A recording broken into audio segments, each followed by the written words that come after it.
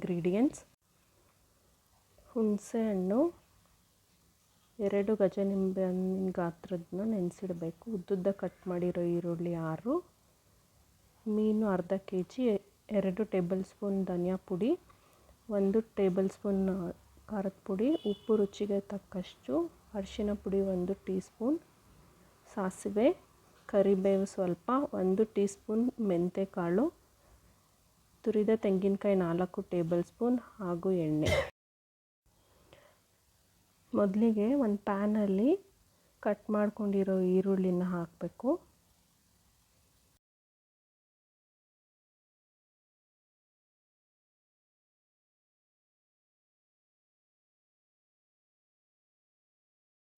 ಇದಕ್ಕೆ ಎಣ್ಣೆ 3ರಿಂದ 4 ಟೀ ಸ್ಪೂನಷ್ಟು ಹಾಕಬೇಕು. ಹಾಕ್ಬಿಟ್ಟು ಚೆನ್ನಾಗಿ ಫ್ರೈ ಮಾಡ್ಕೊಬೇಕು.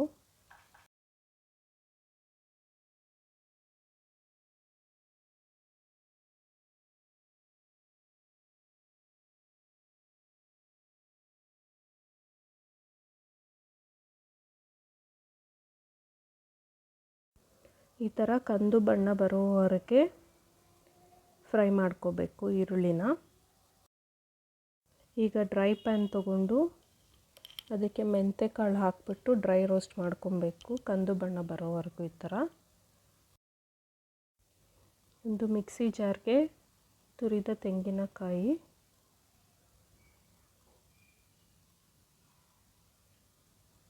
ಮೆಂತೆಕಾಳು,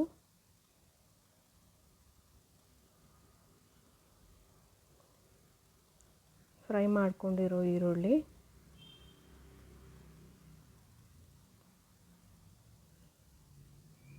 ಅರಿಶಿನ ಪುಡಿ, ಅಚ್ಚ ಖಾರದ ಪುಡಿ, ಧನಿಯಾ ಪುಡಿ ಹಾಗೂ ಒಂದು ಅರ್ಧ ಲೋಟದಷ್ಟು ನೀರನ್ನ ಹಾಕೋಬೇಕು. ಆಮೇಲೆ ನೆನೆಸಿಟ್ಟಿರೋ ಹುಳಿದು ತೊಕ್ಕು ಇದೆಲ್ಲ ಅದನ್ನ ಎತ್ಬಿಟ್ಟು ಇದರಲ್ಲಿ ಹಾಕಿ ರುಬ್ಕೊಬೇಕು.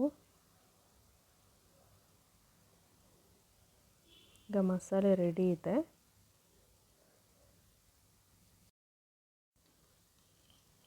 ಒಂದು ಪಾತ್ರೆಗೆ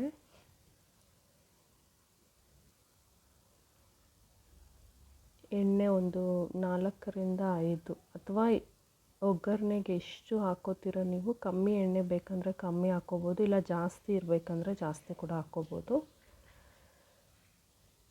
ಎಣ್ಣೆ ಕಾದ ನಂತರ ಸಾಸಿವೆ ಹಾಕಬೇಕು. ಸಾಸಿವೆ ಸಿಡ್ದಾದ್ಮೇಲೆ ಕರಿಬೇವು ಸೊಪ್ಪು ಹಾಕಿಬಿಟ್ಟು ರುಬ್ಕೊಂಡಿರೋ ಮಸಾಲೆನ ಹಾಕಬೇಕು. ಇದಕ್ಕೆ ನಾನು ಉಳಿದ ಈರುಳ್ಳಿ ಮತ್ತು ಹುಣಸೆಹಣ್ಣ ಮತ್ತು ಇನ್ನೊಂದು ಬ್ಯಾಚಲ್ಲಿ ಹಾಕಿ ರುಬ್ಬಿಟ್ಟು ಹಾಕಿದ್ದೀನಿ. ಚೆನ್ನಾಗಿ ಈ ಥರ ಮಿಕ್ಸ್ ಮಾಡಾದ್ಮೇಲೆ ನೀರು, ಸಾರು ನಿಮಗೆ ಗಟ್ಟಿಯಾಗಬೇಕು ಅಂದರೆ ಕಡಿಮೆ ನೀರು ಹಾಕ್ಕೊಳ್ಳಿ, ಇಲ್ಲ ಸ್ವಲ್ಪ ನೀರು ಥರ ಬೇಕು ಅಂದರೆ ಕನ್ಸಿಸ್ಟೆನ್ಸಿ ನೋಡ್ಕೊಂಡು ಹಾಕ್ಕೊಳ್ಳಿ.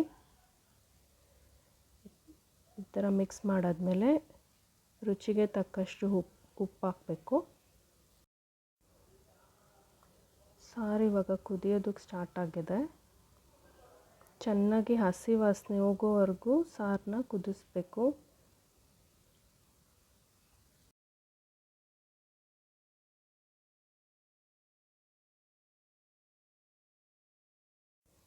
ಮಸಾಲೆ ಬಾಯ್ಲ್ ಆಗಿದೆ. ಇವಾಗ ಮೀನು ಪೀಸ್ಗಳನ್ನೆಲ್ಲ ತೆಗೆದು ಮಸಾಲೆಗೆ ಹಾಕಬೇಕು.